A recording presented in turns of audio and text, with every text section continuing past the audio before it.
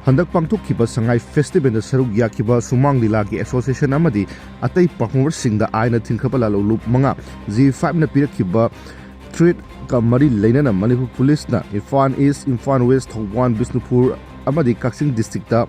case manga arrest toukhre amadi senaba singi mathakta ligen gi oiba action lokhatnaba investigation hokre hairi loinana G5 ki kedar ahum amasu phagatpa ngamle hairi Manipur police na faraba G5 ki kedar ahum madudi Thongwan district ki yaipok Bisnu nahadagi kaisam sikai hunba sahi kunga manga mahak thangan bazar gi mezukun ketagi fawani hairi mahak pipak progi active kedar amani Imphal East District ki Bamon Kampu Mayai Lekai dage Akojam Universe Maitai Elias Lukhoi Sahi Kunga Taret Mahak Su Prefect ki active cadre amane hari Mahak Irimung Police Station ki manung chanba Irimung Kabui Khundagi Mahak phagappa ngamne hari amasung Prefect Pro gi active cadre Wangkhem Malengan ba Maitai Elias Ingo Elias Ngayon ba Sahi Kuntra ga Nifan Mahak Sabungo Khunau dagin hari Mahak Imphal East District ki Kurai Saithabi Lerek Mapadagi Porongpat Police Station ki team amana phamangam kibani hari Manipur Police ki warol aduna makhatana fallibadi state ki oiba cultural activities amadi public events singda